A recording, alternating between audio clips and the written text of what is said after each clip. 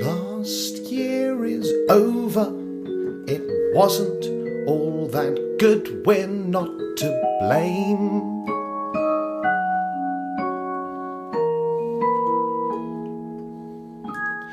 Next year could be much better, but only if you listen to That's a Shame.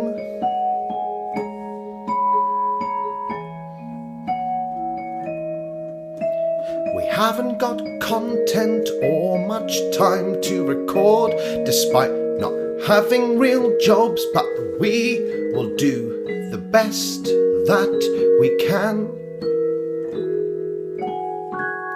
One way you can make sure that the show remains good is give the change in your hand. It's patreon.com/ShameCity. That's that then.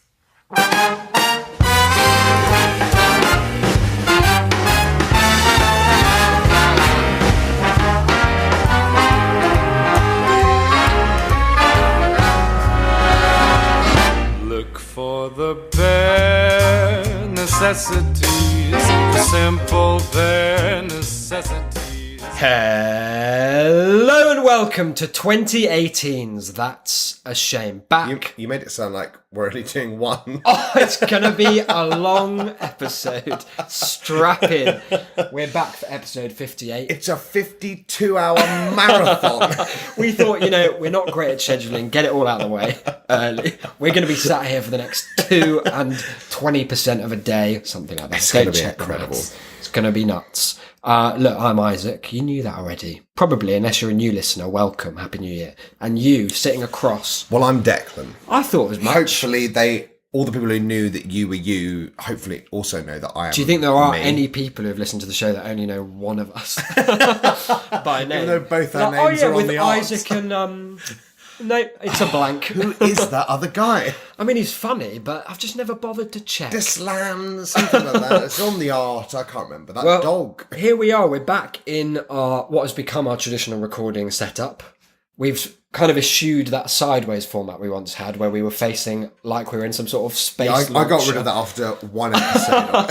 After I realised that all the bits where we were actually facing this way, inaudible. You can't hear. Yeah. Instead, you might be able to hear the sounds of Ragnarok happening outside the window. So sorry if nature itself is like shouting in the background of this podcast, but we can't do much about it, can we? We've got a lot of sway in this town Yep. already, but I the contribute weather... almost nothing to emissions, so global warming, which we can only assume this violent weather is a product of, has very little to do with me. No. My carbon footprint, small, like an ant's Like your real footprint. Yeah, pretty well, average, I'd say. What about Footprints, the poem by Jesus, where, you remember, are you familiar with the work? No. You do know it.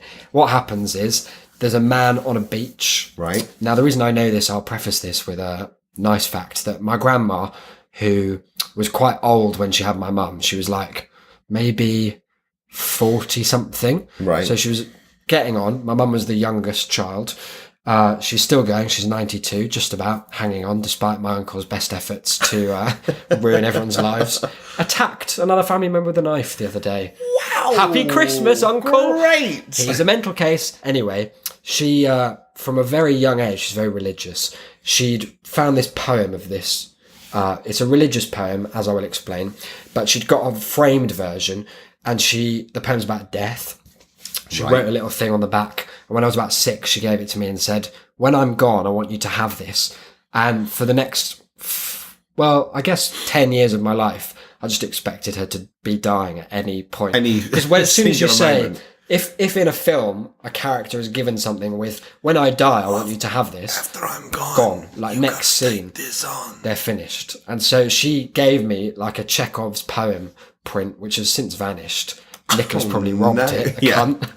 And, but, she's lived on. What the poem is about, I'm surprised you don't know. I think you will. I probably There is do. a man walking on a beach. Right? Oh, is this and like it's, there's two sets? Yeah, of that's the one. footprints. Because one of them's a ghost. Every time there's hardship, it's like... Because this man is Jesus. starring in It Follows. He turns to Jesus and he says, like, you were walking with me all the time, but look, that was like my divorce. I don't think I'm extrapolating this from the poem. Yeah. That's my divorce. That's when I was laid I was about to off say it's from not very work. poetic, that's And he says, but look, when all those hardships happened, there was only one set of footprints, and Jesus is like, well, I was here's on the your thing. back, making it more difficult. I was on holiday. I was at Butlins those days. That's why it was shit. See, I wasn't there to make it better. He was, of course, carrying you, the reader of the poem. And is that why, does he mention that the footprints were twice as deep? He doesn't directly mention, but I guess that was implied. Oh, I see. Maybe, in fact, Jesus, because he's kind of ethereal anyway. Was there, like, before all of the hard times, was there a kind of, like, clearly a bit of scuffing in the sand where Jesus was sort of like struggling to pick him up a bit? There was a bit where he was like, there's a knee print. Like, come here, and he's like, I don't really, I'm not into this. There's a bit where he was like one of his hard points was this massive amount of like comfort eating, and Jesus is really like, oh! There's a Jesus, there's a bit in my life when I was overeating where there's just one thick groove through the sand with some. Jesus footprints turned behind to the it. man and said, "My son, that was when I carved a bobsleigh track." Really lovely. Anyway, welcome to 2018. Why were you mentioning this poem? Who knows? I mean, it's whatever reason it was there so was long has ago. escaped me. Oh, in we a were big talking way. about affects our influence, the weather, your carbon footprint. Oh, yeah, there we go.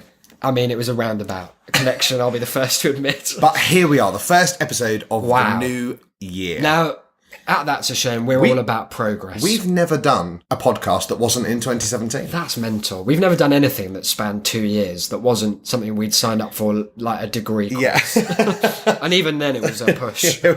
I was only actively involved for about half 7 of weeks, one I term. think. Yeah. A push. So a testament to our commitment, episode 58, and also a time for us to cast our gaze outwards to what this year, because we're recording this on the 2nd of January. There are so many Happy birthday days to my dad. Happy birthday. Doesn't listen anymore, but you John know, Delane. happy birthday anyway. Yeah. Thank you for your support when it existed. What better time to look forward?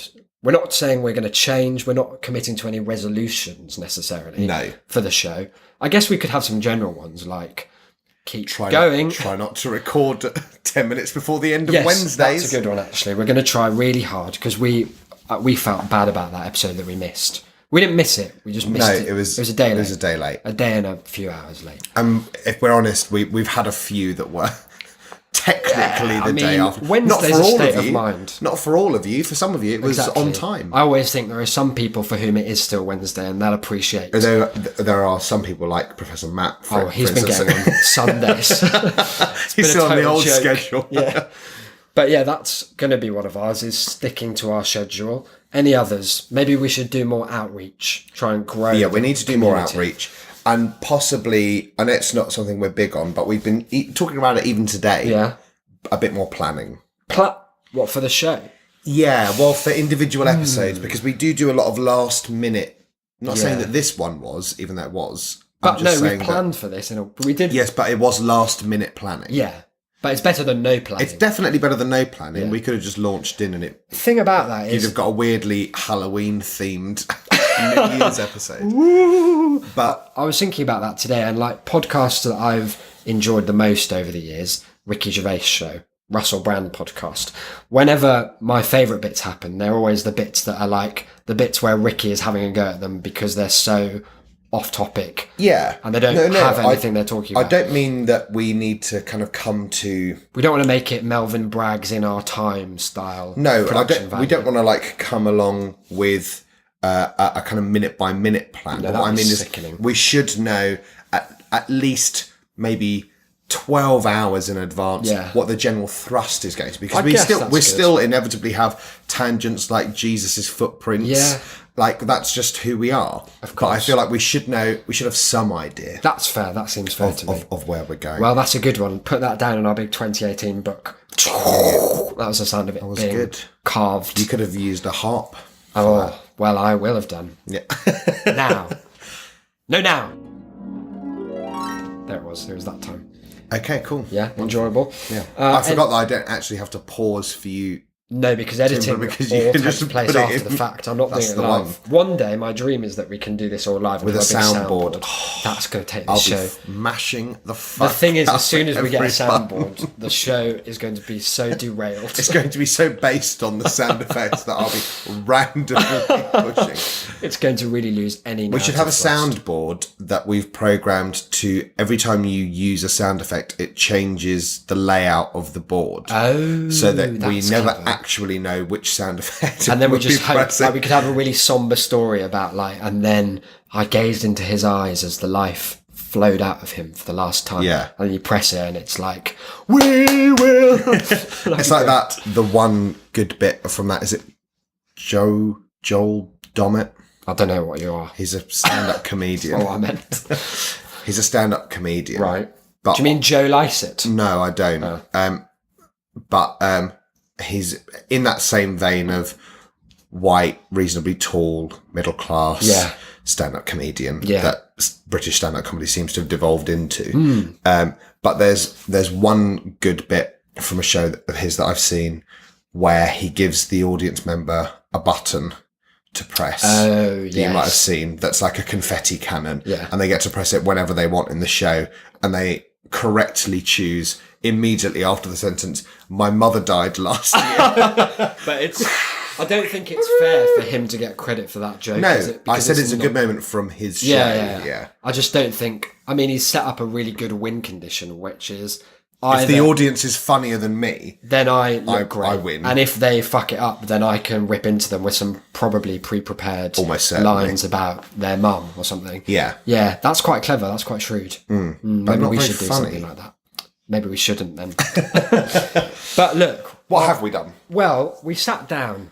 I mean, we were already already sat sitting down, so that bit was incidental, but we had at some point sat down, we discussed, we'd done some admin work for the show, which, let me tell you, is the first time that's ever happened since we made And the site. the last, I hope you know. That it was shipping off merchandise, mystery merch. How good is the mystery merch, though? It's fucking brilliant. It is genuinely so good. I arrived home for Christmas and it was the first thing that greeted me. I pushed my mother out the way. I saw that grey package on the Head staircase. smashed into a Get out, framed mother! footprints of I could see Jesus that poem. black and white dog on the stairs just peering at me like he was through a letterbox of his own construction. Ripped it open and there it was. I sent you 2 videos of it on Facebook Messenger. So good. We're not going to say what it is, but it will be available for general consumption sale on the soon-to-be released, where soon means whatever you Any think it could. time before Christmas. Yeah, merch store on shame.city. Keep an eye out on at That's a Shamecast for that. It will happen. Because we've got some other stuff. We've done like commentaries. We're going to launch some free ones. Commentary, singular. But maybe by the time we we've got release some- this We've got episode- some planned. Yeah.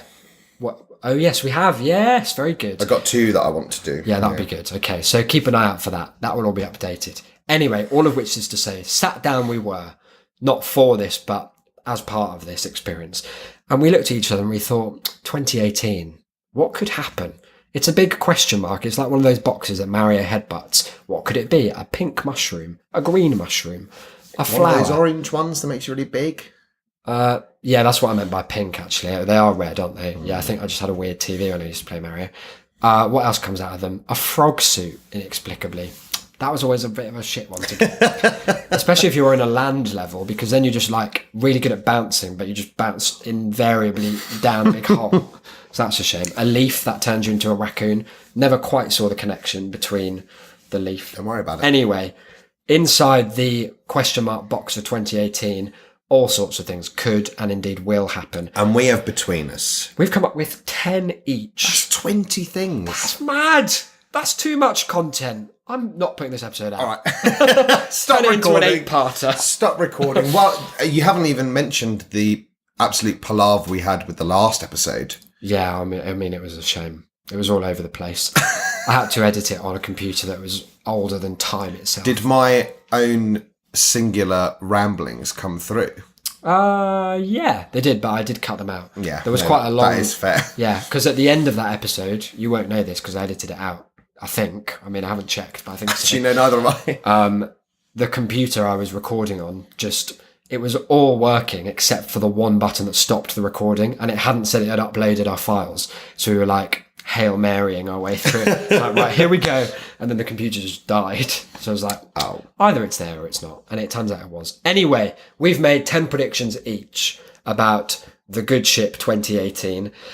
They kind of, I don't know about yours, but mine very much span the full spectrum of what we can expect. There's politics, there's food, there's current affairs, there's social media, there's art, there's culture, there's all sorts. And I'm not saying that any of them are particularly likely. Some of them are kind of wishful. Some of them are just things that I think, they might just happen at some point, so might as well put them in.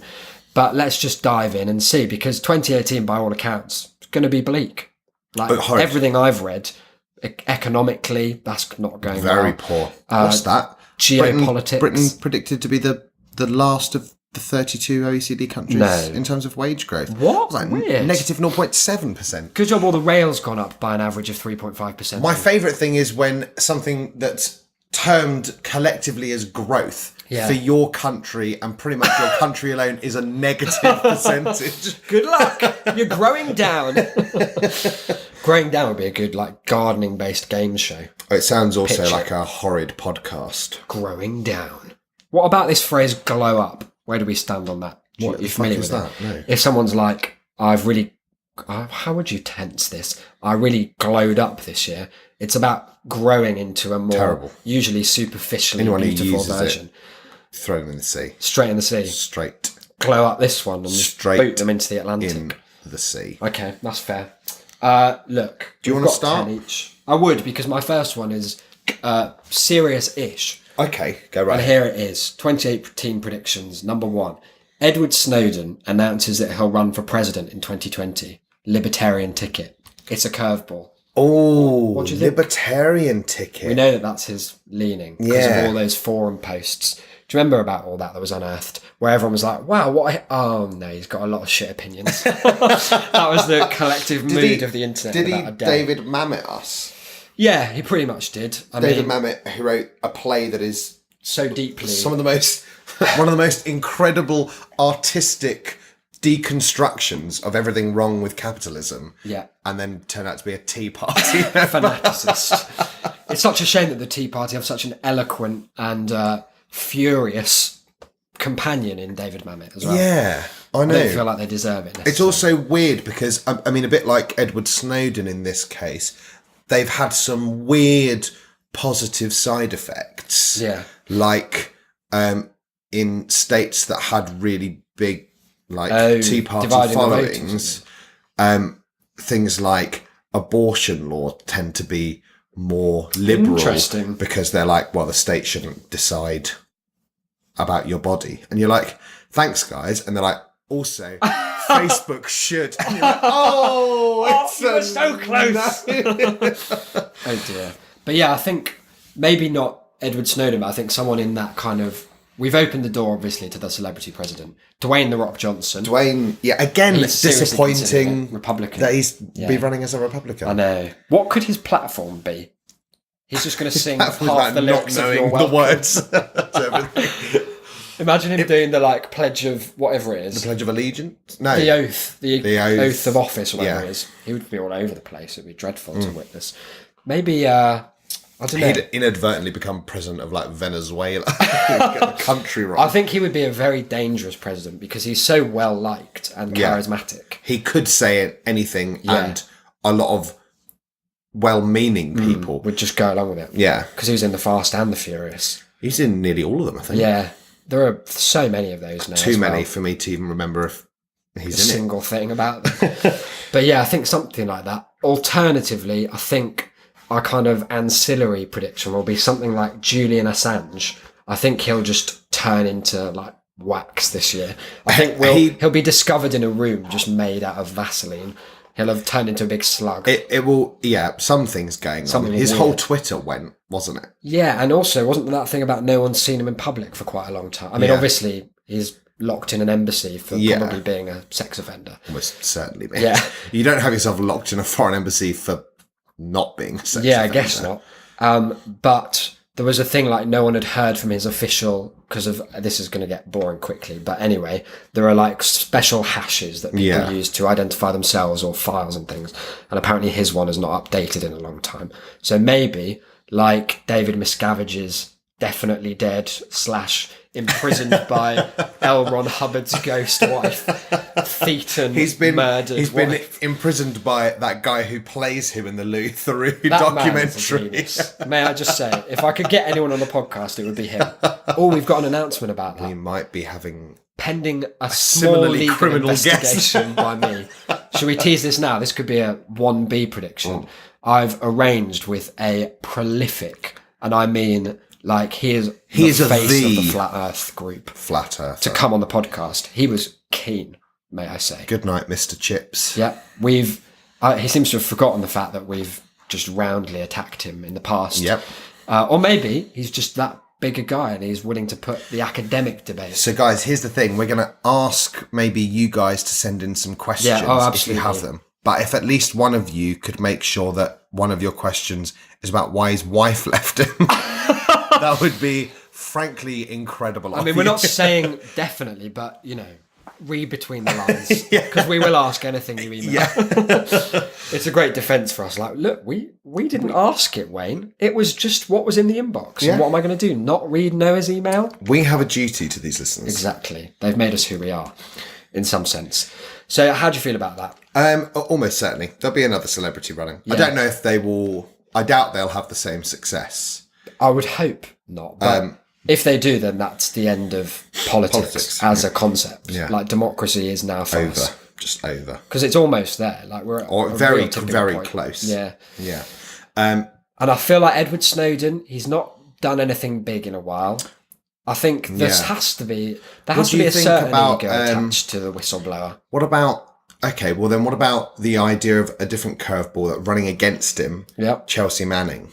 Oh, that'd be amazing. That'd be class. The debates. He'd do Edward Snowden coming live from Skype, Russia, from some like dingy prison with shadowy figures in the background. Chelsea Manning from like near a prison at best. That would be amazing. I'd watch that. All over the place. Yeah. I'd watch it on catch up. I wonder who Ezra Klein would say completely dismantled the opposition. Hillary Clinton somehow. The real winner here. Dreadful. Give me your first prediction. Okay, my first prediction is one that I mentioned in our group chat the other day. Oh, yeah. But I think that this year's crime will be arson.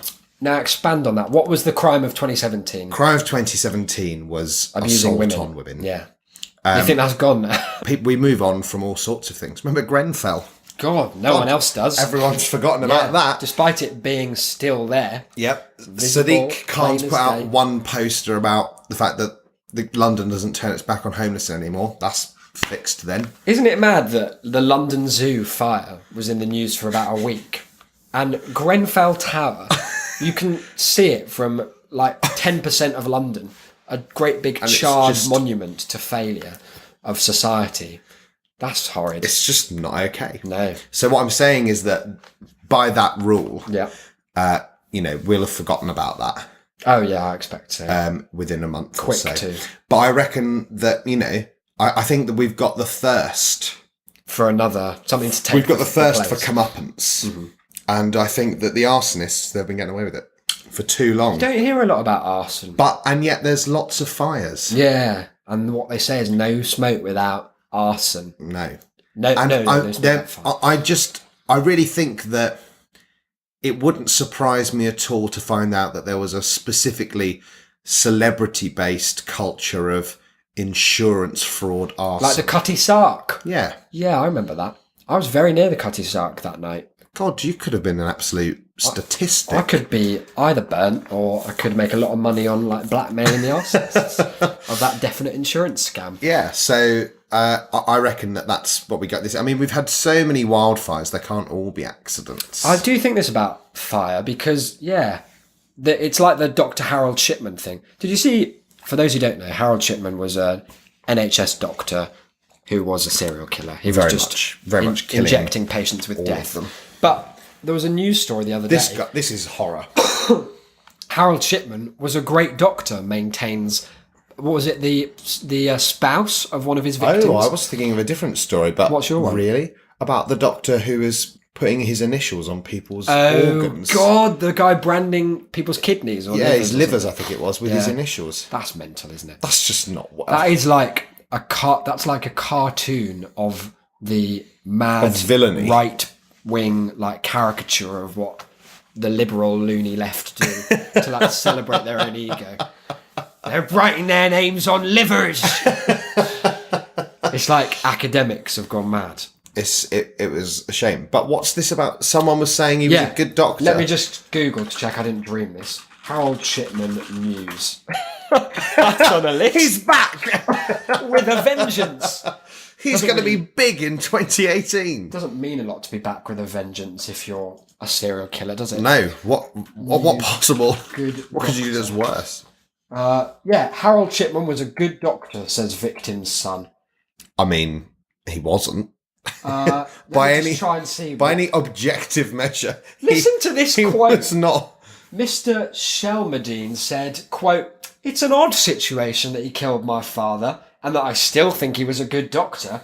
The two don't seem reconcilable. They're not. I can't explain the attitude I have. I mean, logic says you should hate the man, but I don't know." My favourite sort of quote is someone explaining how they know they're wrong, but they're sticking with it nonetheless. Like, it's a particular sort of wrongness. Yeah. Where you're like, dissonance. look, I understand your objections. I even believe agree all with of them. But and yet, here I am. Would you believe it? Out I'm on a sticking point with it of my own stupidity. nonetheless. That's mad, isn't it? Yeah. Okay, so arson, I can believe it because, like, what I was going to say is that I've always suspected that happens quite a lot. Yeah. And indeed, you could get away with that quite a lot. Yeah. It's such a position of trust and such an under-budgeted, understaffed organisation. Most medicine is that you could easily get away with just offing every 20th patient or something, I assume. Yeah. Arson, similarly, like, it seems like a very easy one to do. I've never tried, and I won't be, but... I can't imagine if I predicted it and then you were it. It was you. It's the poster boy for arson. Okay, here's my second one. The Han Solo film, which I believe comes out in May or June or something like that, retcons the fact that all of the Star Wars take place inside a snow globe on George Lucas's mantelpiece, brackets, bonus, Disney to announce a Star Wars musical. Oh, so there's two things to think about there. That's really interesting because my second point is musical based. Really? As well. Weird. Yeah. I think it's time. Hamilton's going to make so much money because it opened here. Mine's Hamilton last based month as well. Goodness, I'm just on the board today. Let me tell you. I think the time is ripe. Disney are just experimenting. With The Last Jedi, they're taking it in a new direction. Kind of a small finger up at the fans who are like stuck to the old idea of what Star Wars meant. I think a musical. Why not? And I think something mental has to happen in the Han Solo film because otherwise, like, why is anyone watching it? Yeah, like, why exist as a concept? And I also think George Lucas, who always reminds me of a big turtle for some reason, a big turtle man, furry turtle. Yeah, sure, why not? I think he's crying out for some attention because I know he's got all the merchandising money from that clever deal he yes, made. he's obscenely rich, but I think he hasn't been in the public eye for a while. He wants to stick his oar in. Where better than as the kind of architect, the canon architect of that entire universe. Do you know the second most profitable film franchise for its merchandise? The second after Star Wars? Yeah, Star Wars is first. I mean, logically, I would guess Harry Potter. Nope. Toy Story? Nope. Give me a clue. You were closer with Toy Story. Okay. So, Cars. Cars. Yeah, that's a shame, isn't it? It's their worst performing franchise. Critically. And in terms of, like, movie sales. Yeah. But they do it because they make an obscene... I guess that's because it's easier to sell a car toy than an emotion. Like it's just like, people who've never seen the films, it's just cars with faces. Like, that's what it's got on them. And the branding, like, the name is Cars. Yeah. It's like it's called something really weird. Generic. It's not called, like, McQueen's Speed Farce. which is what I would call weird, it. isn't it? Title of my review. McQueen Speed So they Forest. make an absolute fortune off of it. What about Spid? Where do you think he rates in the merchandise? I mean, we need to see if we can link some Spid. Okay, The so listeners guys, need to know. if you're on the Amazon Prime hype, go straight over to the Amazon Prime video streaming, search for the word Spid. It's literally an offensive term. Yeah, and yet they've used it for one of the most lazily constructed excuses for children's television you have ever come across. It's a red car. Yep. Who's Lightning McQueen, but without any of the branding. Yeah, he definitely they as could in sue for literally. it. It's just a model, like in Gary's mod or something. And he is races against a blue blue car. vehicle. Oh, yeah, or a vehicle. yellow vehicle. Could be a snowmobile, could be a speed racer. Pod racer, like literally ripped stolen. off. Against any of these things. And in every single race, Yep. the blue one crashes. Yep. He races the yellow one. And then overtakes it for at the no last reason. minute for no reason. Yeah, and not just for wins. any like skillful Every driving. single episode. And you can know that because we watched them all. we sat did there. that for you. We did our research. What about the episode, the first one we saw, which was the pod racing one, where he has a boost. Yeah, they make a really big deal. There's the first act of the episode. They're only about 8 minutes. The first act is that he goes to the mechanic, who is a hideous Rayman-esque, deformity. faceless mannequin of a man whose arms and legs aren't attached and appears to be floating. And he does him up to suit the terrain, which is some poorly CGI'd, looks like it's come from a different animation property and then just been shoved in by mistake. Of like a kind of Arizona desert. It does look / like exactly the environment for the pod racing. It's like kind of that robot that wrote the Harry Potter and what looked like a giant pile of ash portrait. Yeah. It's like the stupid first version of that made this animation. So that mechanic deals with Spid and adds he adds the engines that make him fly and stuff. He puts a big engine into his bonnet without ever lifting it up. It just sort of smashes into through. his head. Very uncomfortable to watch. But they make a big deal out of going, Now adds Spid, don't forget the turbo You've got boost. a great big turbo boost there for Use a it at huge an burst opportune of moment. speed. Yeah, and we're like, oh, can't wait to see that happen. And he Never never fucking does. uses it. The idiot. And yet somehow still manages to outmaneuver a patently better driver. Yeah. It's dreadful. They've got a lot to answer for. I'm predicting that Spid's going to have a big comeback. Spid the musical. You heard it here first. So you think that we're going hard on the Han Solo movie? I think the Han Solo movie is going to be weird. George Lucas is going to do something odd because he's just been forgotten about. Give me your second prediction. My second prediction, again, like I say, Hamilton / musical related, is Lin-Manuel Miranda oversteps the mark by trying to write a pro-austerity musical. That would be so funny. Originally, in another kind of weird link to what we've been talking about, it was going to be pro-Grenfell musical, but I don't think that he could be that. I think he'd try and write an anti one, but it would be so heavy-handed. He'd have a song that was from the perspective of the Hamilton? fire. Yeah, he'd have a song that was about all the burning he did, and everyone would be like, "Lin, stop." He cast himself as the fire. Yeah, as the tower. That would be atrocious. I can see it happening. Yeah. I think Lin-Manuel is on a knife edge as it is. Whatever his next project is, won't live up to the hype, obviously. But I think also he'll be trying to push so many boundaries and be even more political. And he'll start casting robots to play Muhammad and things like that. And people will be like, that's nuts. Get out of our popular consciousness. Yeah. Yeah, I think that's way But too I think, I went with pro-austerity. Him thinking he's going to be edgy. Yeah. And all of his interviews would be like, well, I'm not. Obviously I'm anti-austerity. I thought it was a good thought experiment to show what their thinking is. Yeah. And he writes it, but actually it just convinces a lot of people because they're all sheep. Yeah. And so, and then he has the backlash from the actual left being like, well, you're an idiot. This is what an abuse of power. This is the reason that Greg, my old housemate, and I aborted our kind of conceptive efforts for a Margaret Thatcher musical. And who did we find out was also writing a Margaret Thatcher musical at the same time? Possibly Freddy. Yes, I think. Or it might have been. Oh, or was it Dange and Blocky? Yes, it was them. Yeah. But we had like numbers in mind. I love the four friends we mentioned are Greg, Freddy, Dange, and Blocky. It sounds like a West Side Story gang. Hey, Blocky! If Enid Blyton wrote West Side Story. Jolly Japes, Blocky, said Greg, clutching his Margaret Thatcher musical merch. Watch out, I'll save you, said Dange.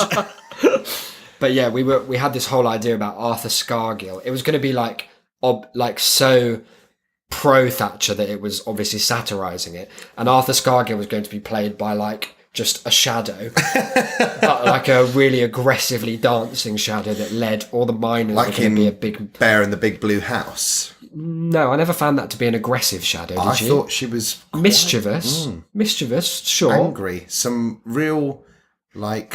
Well, that's just because Bear was such a fury. chilled out guy by contrast. And also definitely killed her. I mean, that much is clear as day. That's why the moon kept leaving quick smart at the end before the police arrived. Goodbye. Good luck. Yeah, so we never did that because we thought, what if people misread it, and I couldn't live with myself. Yeah. So despite all of our great like March of the Miners pieces that were going to be very kind of just furious brass, I think it's a project that we had to put to bed, rightfully. Yeah. Okay, my next prediction. Number 3. The next series of Better Call Saul features a cameo from Bryan Cranston, but he's in his role from Malcolm in the Middle. Oh, I like that. Because they know we're expecting it, and they're one step ahead.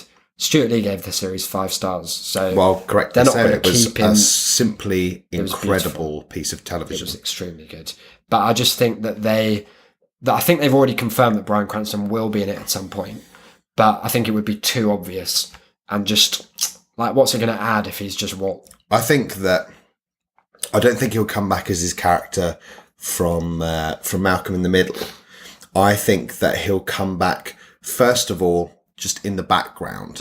I reckon they'll have one season where he's in the background of every other scene. just getting closer and further away. Yeah. And we're always like, oh, no. And then he'll come back, and it's going to be a bit of a controversy because he'll come back browned up like as Tuco or something. Interesting. So there'll be, yeah, okay. Because they've kind of had too much of his looming shadow over the series needs to be cut. What if he comes back as a twin brother that was never mentioned in Breaking Bad? That'd be cool. Or what if he comes back as, you know, the bit in Ocean's 12 where Julia Roberts plays herself? Yeah, what if he comes back as a Bryan Cranston lookalike? But in universe, Bryan Cranston just happens to look like Walter White. What if actually it's that he's in it as Bryan Cranston? Yeah. Being interviewed on the television about the show Breaking Bad. And they're like, and it of turns course out it's you like happen to look alternate universe. That'd be interesting. Madness. And then it all pans out and it's in George Lucas's Lucas's Snow Snow Globe. God, we're on the ball, on the money. Give me number 3. Number 3. Benidorm wins European City of Culture. No. You're out. number 4. I mean, the whole City of Culture thing. Well, this is the point, though, like, because on the list already, we've got Hull. Mm-hmm. Now, look, to its credit, good theatre scene in Hull. Yeah. But that's about it. Having been there recently, they keep it hidden from you. Yeah. Yeah. I just think that they would probably do it in a kind of last-ditch attempt to give it some sort of dignity. I guess they could, to try and, like, up its market value as a place. Exactly. Do you think... Because it's been, and let's not beat around the bush, spoilt by white people from London. Yeah, going over and doing it some has sex been and turned Swiss into parents all over it. Or that dreadful ITV supposed sitcom. What? Benidorm. Oh, of course, yeah. That's the one. You know, remember the name? Yeah, weird. Benidorm's the name. Benidorm's the game. Number 4, sushi will crash. Oh! I think it's had its day. You think that's it? It's a fad. Sushi? It's a fad that has a shelf life. Yeah. Yo Sushi. I haven't seen one for months. Shell life. No. It's exactly things like that that are going to give it its second round. Imagine if that's how Yo Sushi branded it and that was just... Yeah, people were like, I'm never going, regardless of all the conveyor belt fun. But I think there are other things now. Here's something I've been thinking about in a kind of like Black Mirror-esque way. what if anyone involved in these predictions heard about them and they became true because they were trying not I like to that. fulfill them. I like that like trope. Someone like, I don't know, Shy Yeti Yeah. tags Yo Sushi Yeah. and being like, listen to this, and you boldly saying, that's it, it's had its day. And they like really try and push it. And then everyone goes, well, actually, your fishing is ruining the environment. Yeah. Everyone boycott Yo Sushi. And then that's it. That'd be great. I'd feel such a surge of power that I'd be straight off this show and straight onto like prime Such time a television. surge of power that just because I've finished my drink, you've taken over the coast of space. Even latest. Bloody hell, how's it just flowing through me already? Goodness. No, I think that you could be right. I think It's already on the I think maybe downturn. if not sushi, then something. Because with the rise of like Like- vegetarianism and stuff. Like Nando's. Yeah. That soon that'll be gone because like the crowd who are like the cheeky Nando's. Yeah. We've all They're- collectively realised that we hate them. They're fading out. Yeah.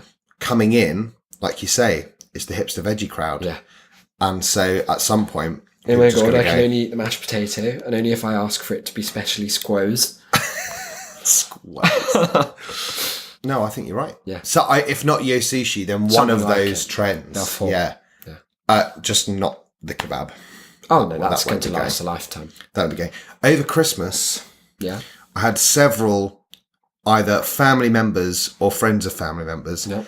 tell me the following conspiracy, Go on. which is that there are loads of Turks laundering money in this country. Really? Is that a known conspiracy? Right, so here's the conspiracy. It's based on the fact that there's a second Turkish restaurant opening in Rayleigh. Oh, well, Mostly. there you go. But the idea was, it was one of these ones that's founded on strange xenophobic skepticism, Yeah. I think in part, and also most. on a kind of like vaguely political note, being that we've got 2 Turkish restaurants opening in Rayleigh. Yeah. You got Turkish restaurants opening everywhere. Therefore, apparently. go. No. They're not part of the EU. How are they So they're getting not. it? So they're not like here through the kind of like free movement, Yeah. freedom to work. So they must be here for another reason. That reason is to launder money. Oh, right, I see. I mean, when you put it that way, it's just a natural progression. That's what specific thought So pattern? like a prediction from outside the show being All of your extended family are arrested for anti-Turkish hate crime. no, but more that Turkey, they're going to make it big this year. It's a big year for Turkey. They're on the rise. Yeah. Okay, I'll Could keep be. my eye to the east. Erdogan, he's got his eye on South Essex. It's going to take over. My number 4, was it that we're on now? Yep. Yeah. Is some alt-right Detlev, brackets, probably Paul Joseph Watson, will start #me3. That's a good one. That's very likely. I would hitch my horse to that one. Is that an expression? Hitch my wagon? Hitch my wagon. Yeah, tie my horse. Hitch I'd tie my wagon. Tie my horse. All of it. Beat me sideways, slap me thrice. I think that's, yes, because they can't stand it, of course. No. These women folk coming over here, stealing our uteruses and our sperms. Oh, it's just accusations. Where's the proof? This court of monkeys. That's a phrase that I saw on Twitter, the court of monkeys. They were It's just referring in to their the blood. court. They were like, court, it's just monkeys, isn't it? It's such a helpless approach to like, oh, I'm so angry, but all I can think of is this one simple simile. This court of idiot Detlevs. They're believing people. Where's the evidence? I say. Jimmy Savile. There's no photos of him fucking no one. Some people have said the same about our brain pills. But to those people, I say, take brain force. I do, and I'm fucking great. I've got this map that only I can read because of brain force. A pill that science can't even understand. It's like quantum physics. It's mad.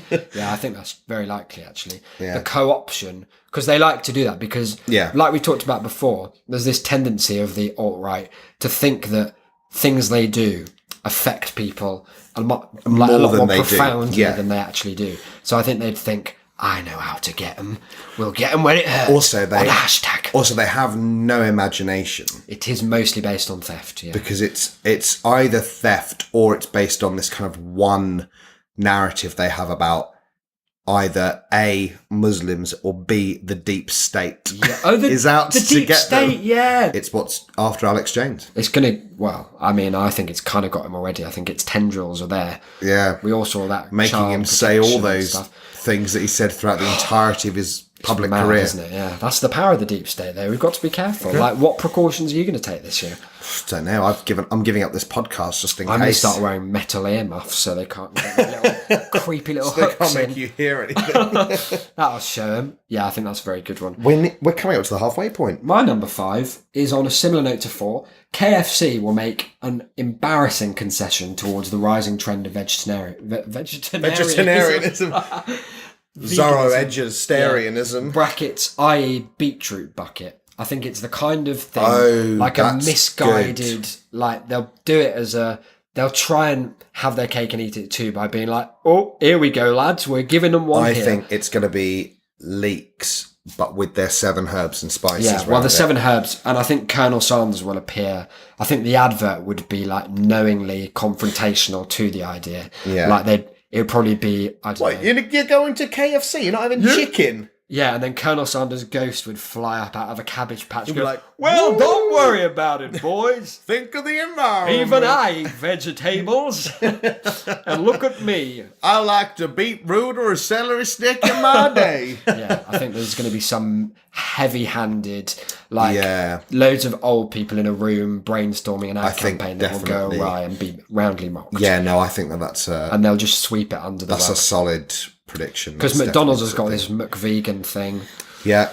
Their veggie burger does well. Apparently it's quite nice even. Well, it's all right. It's just I've tried it once now. No, twice maybe. And their kind of concession to the lack of stuff in it is they thought, this probably looks a bit flat as a burger. Why not fill it with half of a cucumber? So they just shove it like barely chopped. It's like eating through like a big cucumber, really. Quite specific. It's like eating a whole cucumber. Yeah. They've just not really made much of an attempt to disguise it within the burger. That is a shame. They've tried. And they're continuing boldly onwards with the filet-o fish. That's a great square joke. I think that, and maybe this is just my family talking through me, but I think the filet-o fish must be some sort of cover for crime because no one's eating it. Voluntarily. No one is I had to have one the other day. Like I say, no one is eating it. It was at a service station and they'd run out of all the vegetable ones. No one is eating it. Yeah, not It's often. still on the menu as prominently as all the others. That's weird, yeah. I don't know why they're not ashamed of it more. Yeah. Like, there must be...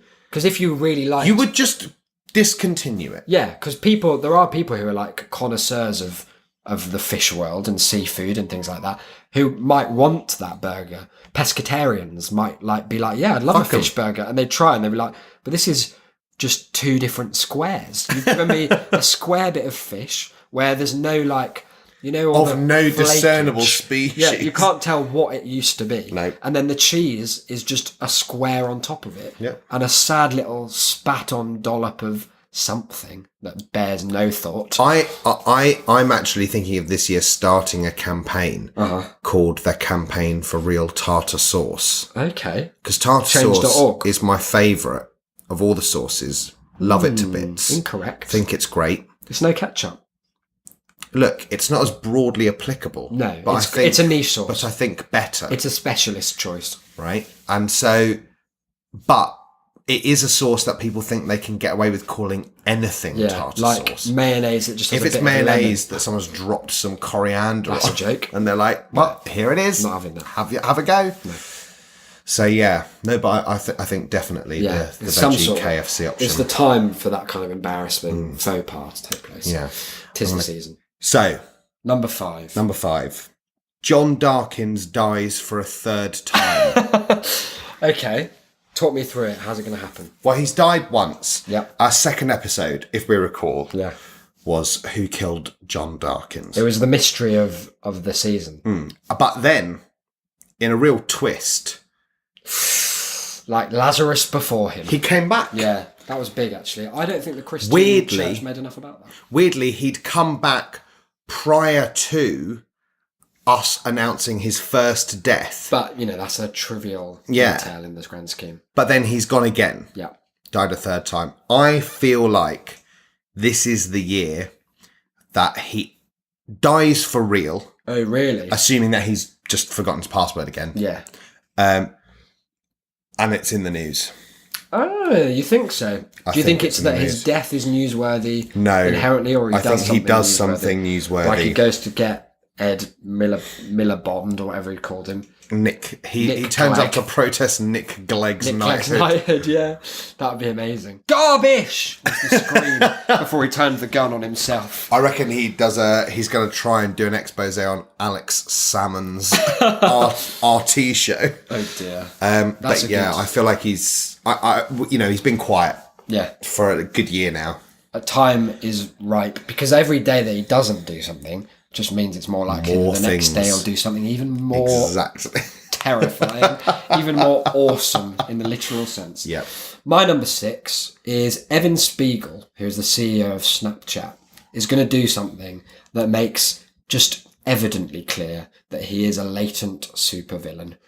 This is on the back of their New Year's party. Have you heard about this? No, go. So he spent $4 million of his own money on hiring out what I believe is a stadium venue for it, or at least a big convention centre.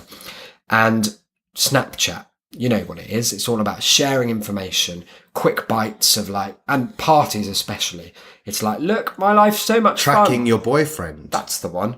What Snapchat did, was put a big location block over the site of their New Year's Eve party, so that any Snapchats that tried to go out were not ever sent without notifying the people. I think they did announce their employees oh, don't Snapchat the party, but some of them tried and found a mysterious failure of them to send, which I think is just proof that he's the new Dr. Octopus. Literally, what was he doing? It's weird, isn't it? It's Creepy. because it feels like he knows that there was a chance someone he knew, part of his team, would be caught in the background turning into spiders, doing nefarious acts. Yes.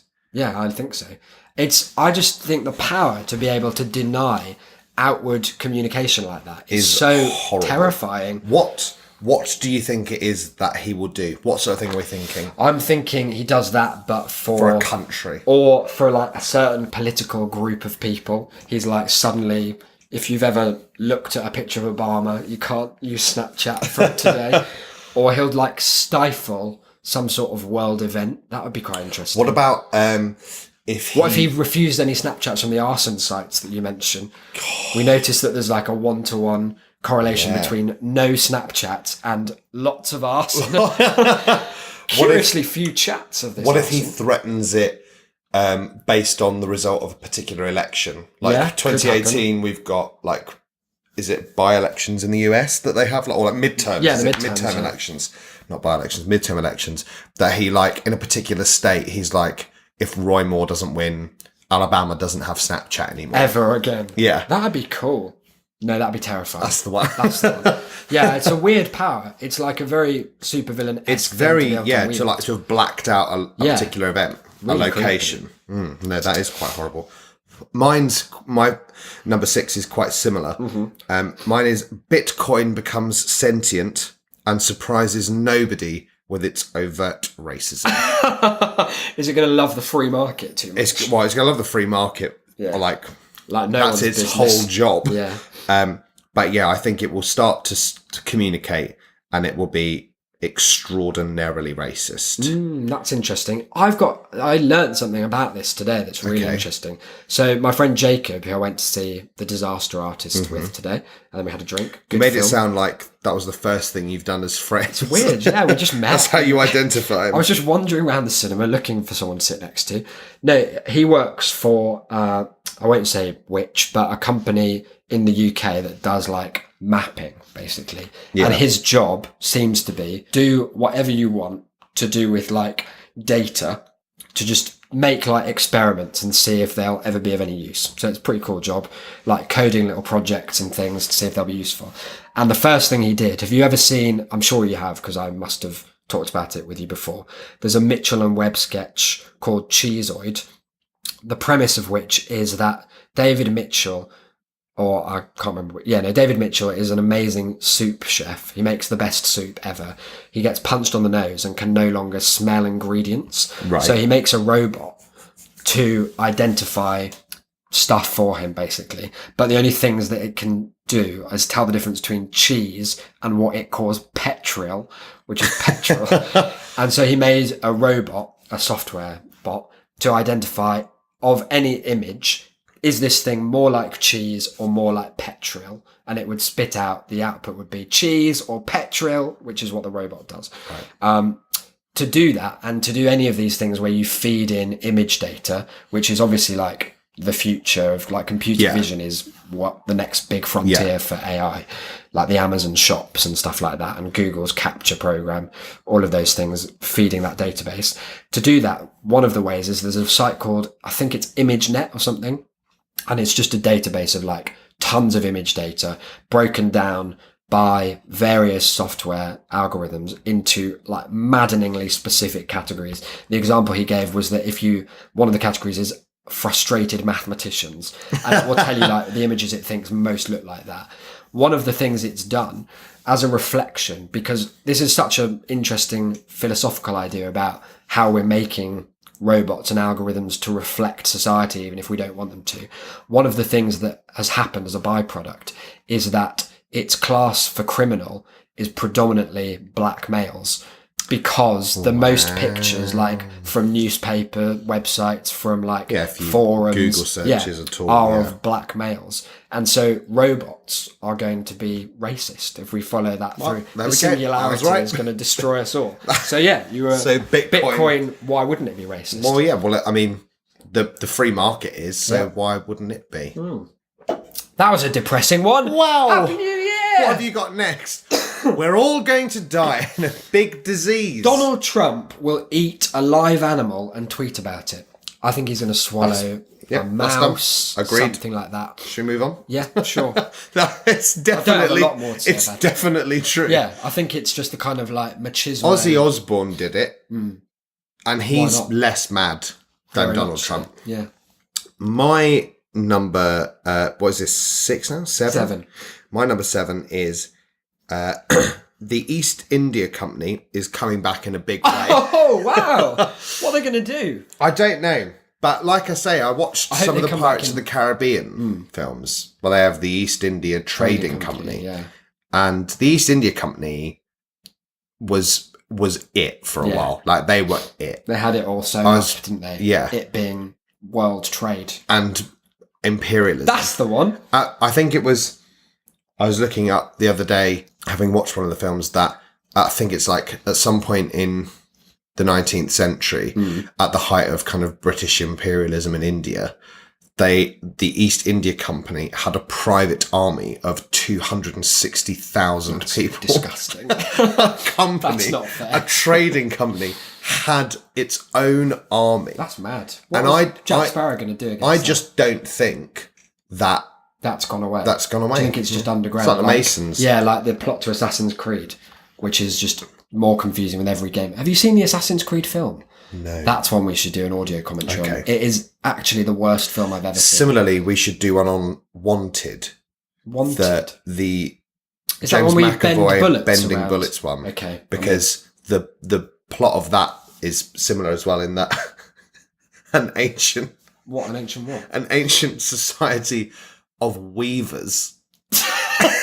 What? Yeah. In the literal sense? Literally, an ancient society of weavers discovered a code. Wow. In fabric? In the fabric. Fabric? Of a particular machine that was weaving fabric, which was binary, and it spelled out people's names, and they went, we've got to kill them. What? That's the whole plot. That's genuinely the plot. So there's a bit where like Morgan Freeman just shows James McAvoy around this room. He's like, this is the machine. Here's the code. You will never come back in this room. Anyone where I bring a bit of fabric and it has their name on it, you've got to kill them. Don't ask why. That's total. That's just so mad. That sounds like someone was taking the piss. Yeah. Do you think sometimes, if you're an established screenwriter, you just write a log line and just see what people do? Because if you'd written like Arrival, and he's written something else really good, that guy, and then you came out with like Ancient Society of Weavers discovers that binary inside cloth suggests death targets, people be like, wow, that's going to be great. God, this is like Martin McDonagh stuff. Get Morgan Freeman on the line. 3 weavers outside of somewhere, Wisconsin. Somewhere in the past, somewhere creepy, why not? Get a load of Mothmen in, really spice things up. But yeah, I think that sort of thing, it doesn't go away. I reckon that someone will just go, yeah, here we are. What if like Mark Zuckerberg went, by the way, we're funded by the East India Facebook's an anagram of Romeo G. East India Trading Company Junior. Okay, how about this for you? This is quite similar to what you were saying. Okay. All I've said is robot politicians / Jafar-esque advisors. I think we're going to see the first campaign run by a robot. That's really interesting. Shall I have my number 8 alongside this because it's similar? Nobel Prize for Literature awarded to a robot. Oh, that would be so cool. But would you award it to the software engineer? No, you'd award it to the robot. Do you think? That's what I think. That would be quite I think they'd award it to the robot. I don't know if they're that progressive, though, the Nobel Prize. No, but like, they were like, the other year they did Bob Dylan, didn't they? True. And they were like, oh, he's been on the list for ages. He's a wacky choice. And you think robots have been on the list for ages as well? No, but I think that it's part of the push towards automation to prove that, they can do artists. It's not like, they can't just do manufacturing and driving. Yeah. They can write songs. But can you imagine the outcry from people who thought that the Bob Dylan thing was a step too far? Exactly. They would go mental. That would be such an amazing day on Twitter if a robot won the Nobel Prize for Literature. I'm sort of hopeful. And I hope it's the Harry Potter giant portrait If it doesn't win it. If it doesn't win something. I'm going to recommend it be... Yeah. Pulitzer. Count it as an expose of Hogwarts. But yeah, I think because of the role of like data in Trump and in Brexit, what's the name of that company? The really, Cambridge. It's something like Logistica or something. Yeah. Analytica. Cambridge Yeah. Analytica. So the role of like algorithm and data in already providing the message and like the distribution thereof. Well, that's the whole thing behind ElsaGate as well, isn't it? Yeah. It's only like another step to just be like, well, just let it do it itself. Let it do politics. Yeah. Why not? Yeah, no, I think so. / Jafar-esque advisors. Yeah, well, I think if they're not pulling the strings, then it will be okay to have a robot that you just plug the world into and say, give us a suggestion. And your suggestion will probably be racist from what we've found. For that one, I was also considering Amazon's Alexa to be biggest selling debut artist. Beating out Bradley Walsh. Yeah. No, exactly. Walsh isn't going to go down without a fight. Well, he's not a debut artist anymore. He's already won it. He's already won that prize, hasn't he? He might come back and like Snoop Lion under a different moniker. See if he can gain the... Came back as Bradley Lion. That'd be great. Bradley Walsh's reggae album. Snoop Walsh. Sounds like a recipe for all kinds of disaster. My number 9, quite specific to the show and something I think we'd get a personal kick out of. Thorpe Park will rise again.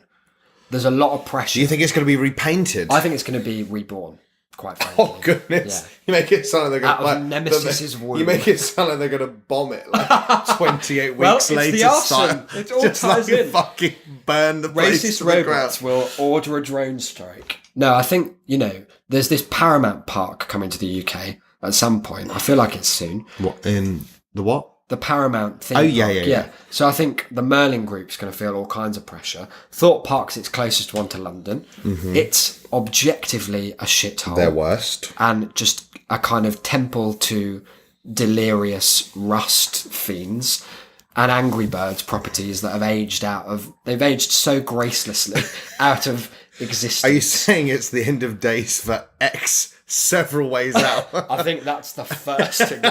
That's going to be sacrificed at the altar of progress, just to show, like, don't worry, guys, we're on it. X No Way Out is, if anything, now just filled with too many X's because it is just a great big bomb hole where people have been punching their way out It's so through the mediocre. But I think they're gonna have to invest or let it What die. the fuck was it? Like a journey through light and sound. Yeah. Oh, it was. Fuck.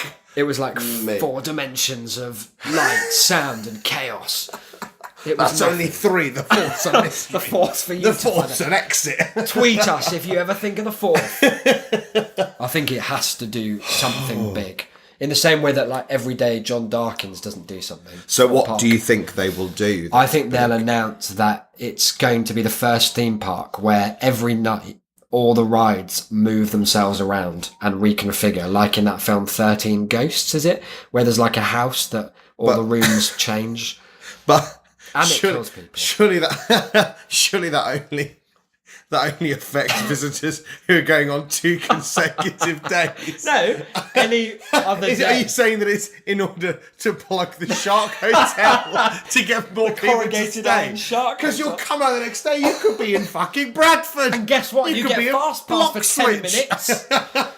Oh, dear. The fast track for half an hour is to this day the greatest scam ever. Marketing. That was probably a robot. It makes me so angry to think about it. And I do sometimes. I just think... Do you remember that they dare to give out fast pass for the 1 second before general public get access? Go back to episode 3 if you don't know what we're talking about. Yes, about that's Thought Park of Thought. That's the one. Give us your final prediction. Number 9. My number 9. Oh, you're number 9, oh yeah. The women of Pixar reveal that Lotso, the evil Lotso-hugging bear from Toy Story 3, was based on John Lasseter. No! Does he smell of strawberries then? I don't know. But That's he not the was primary takeaway from that evil revelation. and apparently a giver of unwanted hugs. Yeah. Do you think someone was writing it in as like a message of cry for help? Yeah, that's what that was going to be my original one, but then I thought that sounded a bit... What about too if you opportunistic. freeze one frame of Toy Story 3 and it's like actually John Lasseter's face screaming very briefly? Have you seen... If not, this is definitely something we have to do either a special episode about or a commentary on. Yeah. The Room 237. Is it Room 237? The Shining Room? Yeah. It's the documentary about The Shining. Yeah. I can't remember if I have or not. But it's full of mentals. The whole thing is made up of people who have no idea. And their conspiracy theories include, at the beginning, when they're driving through the mountains, there's a cloud that looks exactly like Stanley Kubrick. No. That's not true. Like, How would they have done that? No, but this is the thing, is that in the documentary, they don't even like circle it. They're just like, There it it's is, somewhere. in the sky.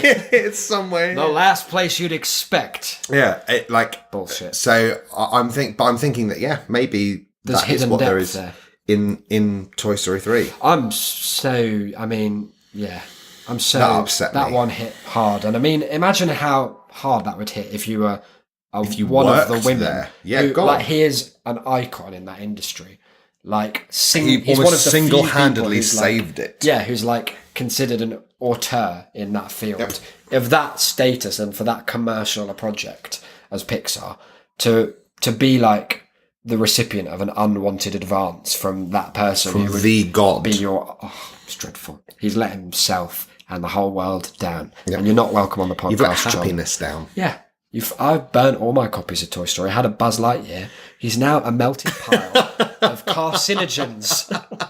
And I breathe them all in. You better believe it, Blew John. them straight across the allotment. Yeah. My number 10. Prince Philip uses Harry and Meghan's wedding to make his slam poetry debut with a controversial piece called I Don't Trust Them, brackets, and I Never Will. What do you think? Well, I've rarely heard a prediction which struck so relatable a chord. I think that he really... It would not surprise me, because I think that... I mean, I assume that everything that goes on with the royals Yeah. is kind of pre-screened and approved at least a few years in advance. Yeah. My assumption is that Harry and Meghan Markle have known each other since they were about Since 12. birth. Yeah. And it's just been kind of like winding up to the point where this was the most acceptable Yeah. point. So the fact that that happened the same year that Prince Philip stopped attending public occasions. Yes, he retired. Yeah, makes me feel like he's gearing up for something. Yeah, because he's obviously, I mean, he'll have a lot to say about it. It's either... Just the other day he said that man with a beard was a terrorist, didn't he? How'd you feel about that? It's a shame. That's your prince. It's a shame. That's the nation's flower. That's his never once been referred to. It's a shame because I do quite like Prince Philip on a kind of instinctive level. Well, it's because he's a odd figure. He looks Yeah. like a big cartoon, like, lamppost. He does look come to like a life. cartoon of an old man. Yeah, he looks like Anton Ego. Is that what he's called? Oh, the guy, the Ratatouille. critic from Ratatouille. Did I just invent his first name, or is that his first name? I don't know. I don't know that it's ever covered. Why would I think it's that? I don't know.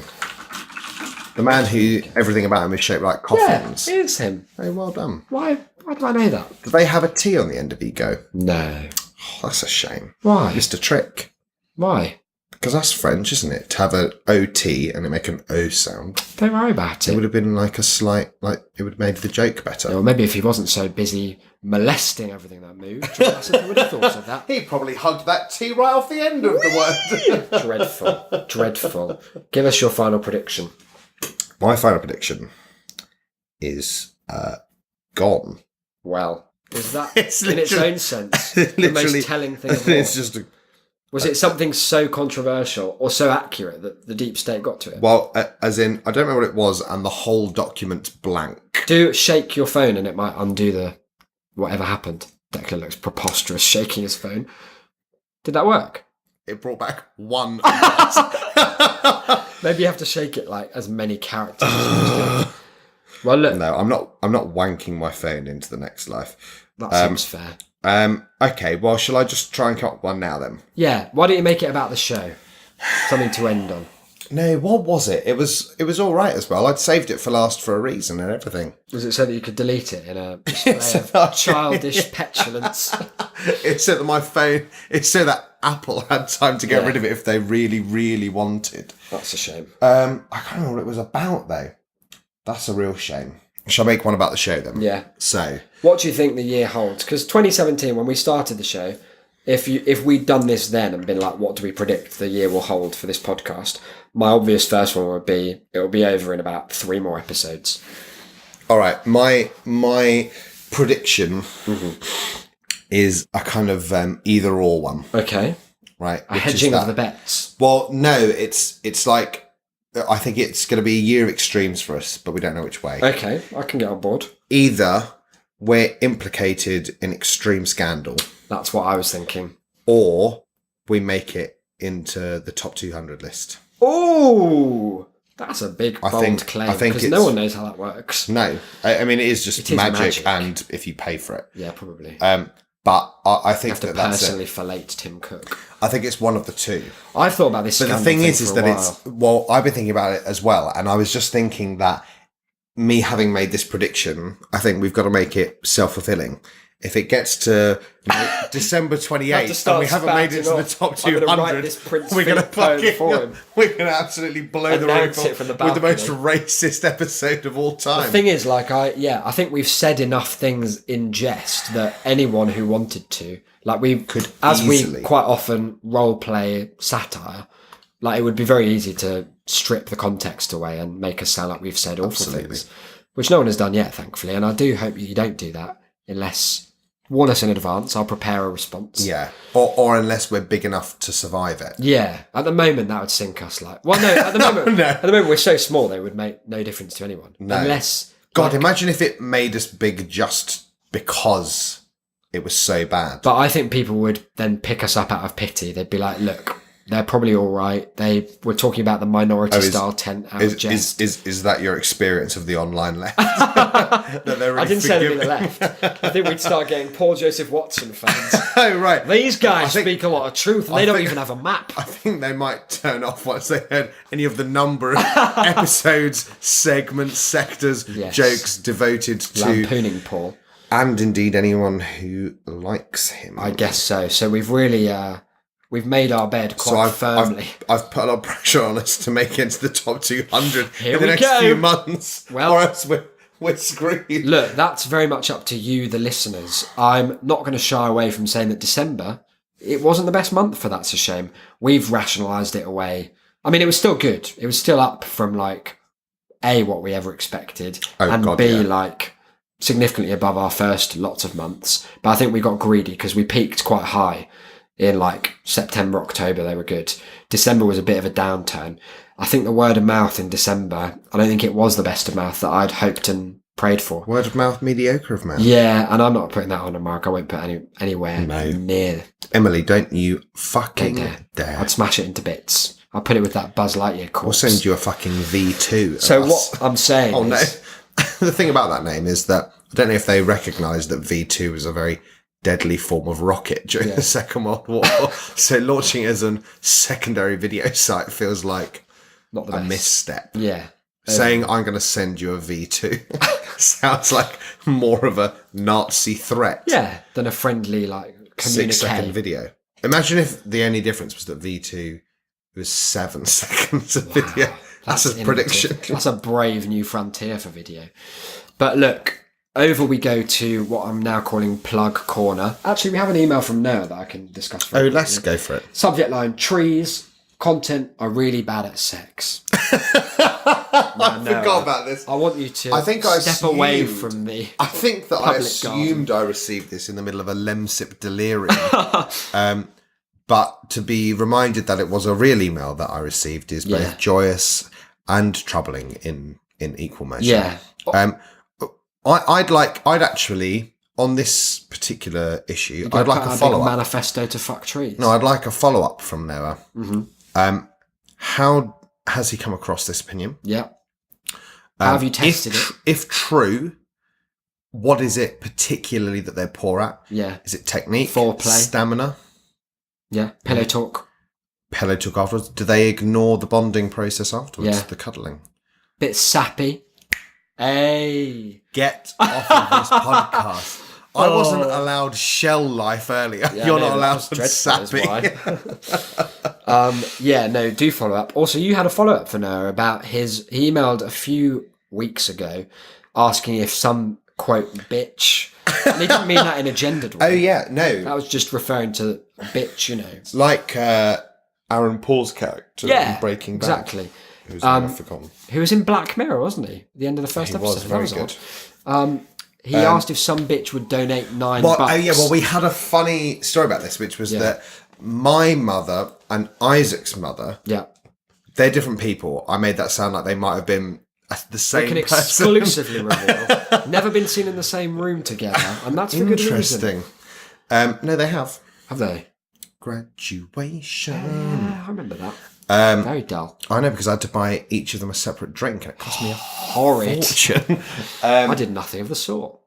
But essentially, they were both looking to donate to the Patreon. Very kind of them. Very. And we were like, oh, it'd be good if we could get them to put in $4.50 each. Yeah. Make up the $9. Push take us over. two episodes a week. Because that's our goal. We're $9 away from the 2 episodes a week. So I was in the pub on Christmas Eve, Yeah.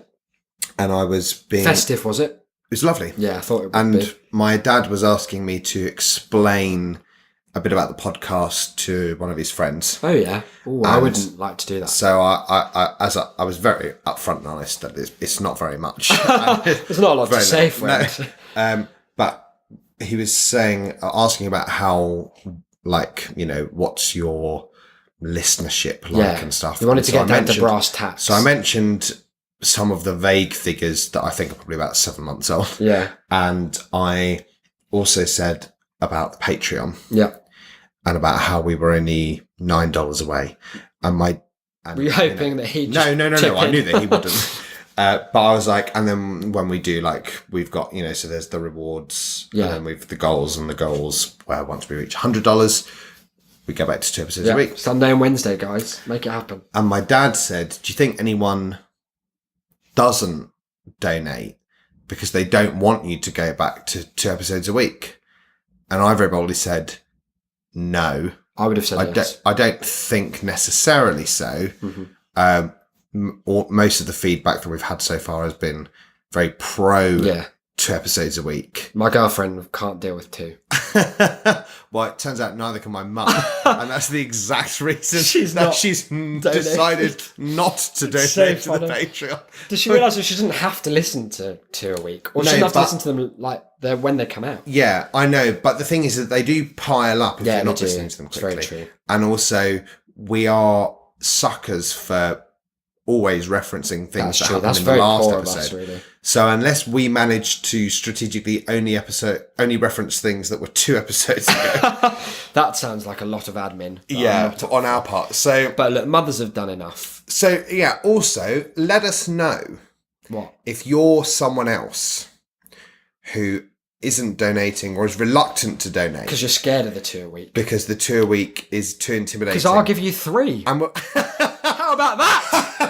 Then we'll see how much we'll go back to 2 just to spite you. That'll be all over the place. No, and let us know your thoughts on the matter. Yeah, see if we could figure out perhaps another system. We can figure anything out. 3 a fortnight, imagine that. That'd be mental. Madness. I wouldn't know what to do with myself.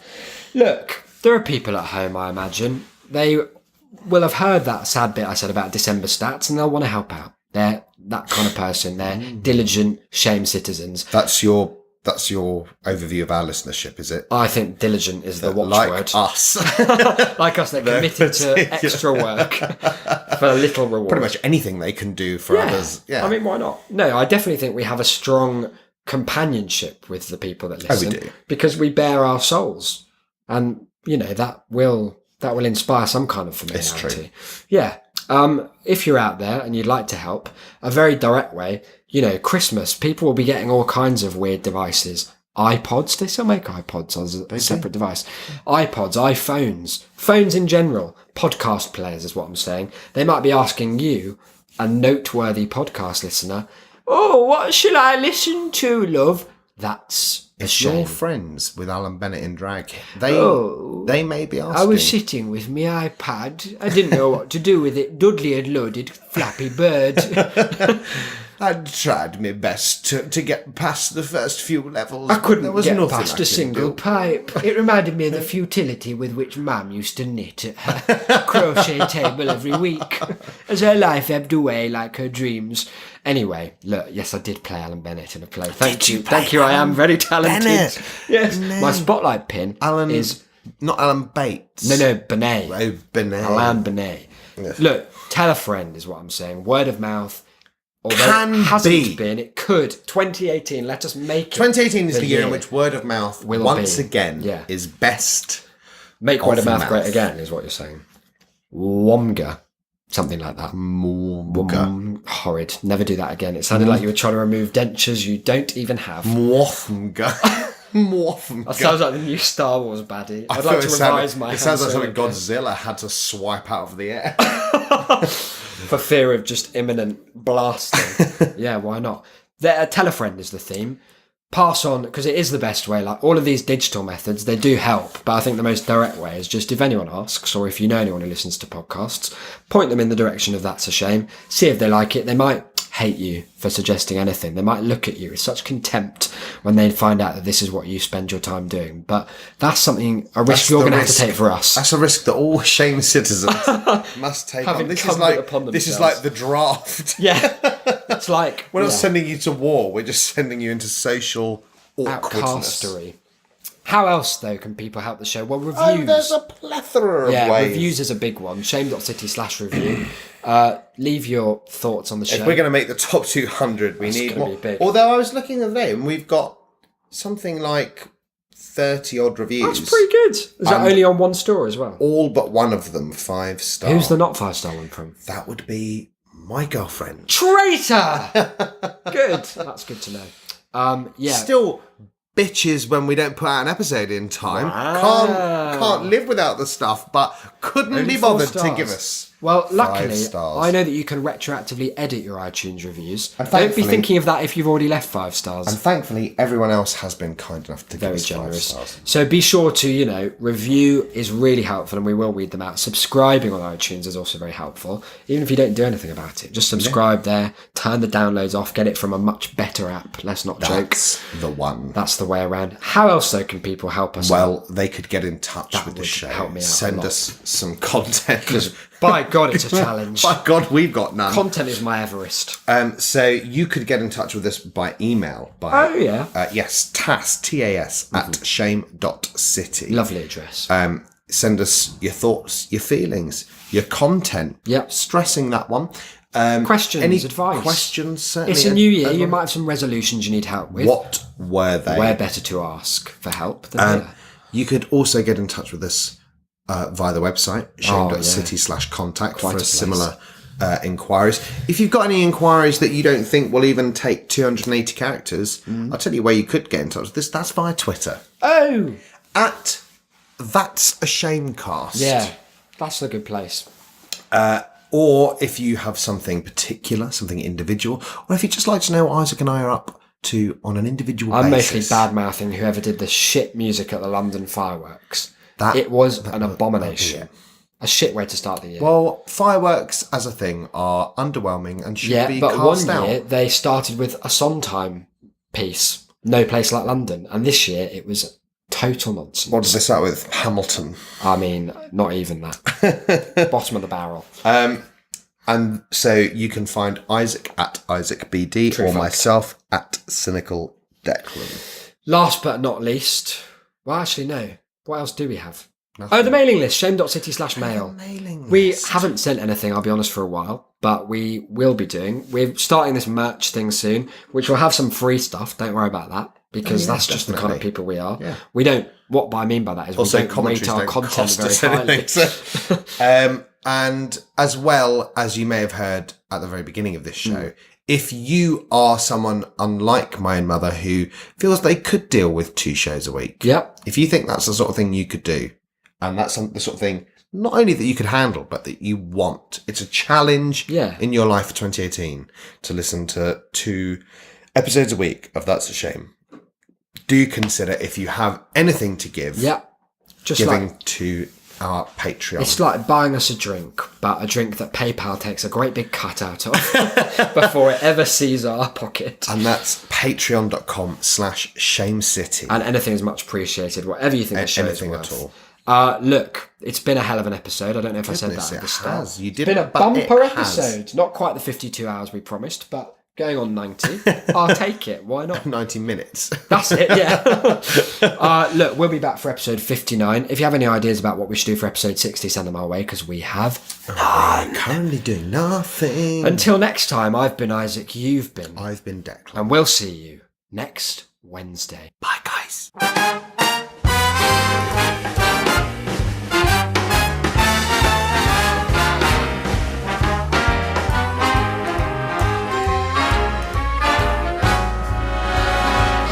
Look for the bare necessities, the simple bare necessities. Forget about your worries and your strife. I mean the bare necessities, oh Mother Nature's recipes that bring the bare necessities of life. Wherever I wander, wherever I roam, I couldn't be fonder of my big home. The bees are buzzing in the tree to make some honey just for me. The bare necessities of life will come to you.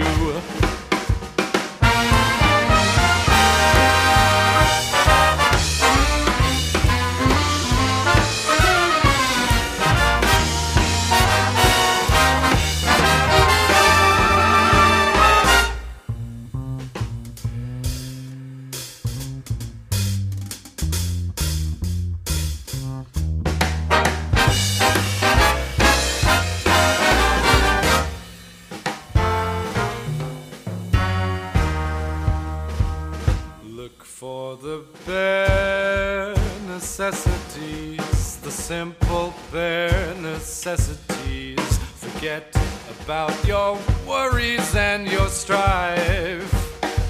I mean the bare necessities, oh Mother Nature's recipes that bring the bare necessities of life. Wherever I wander, wherever I roam, I couldn't be fonder. My new home. The bees are buzzing in the tree to make some honey just for me. The bare necessities of life will come to you.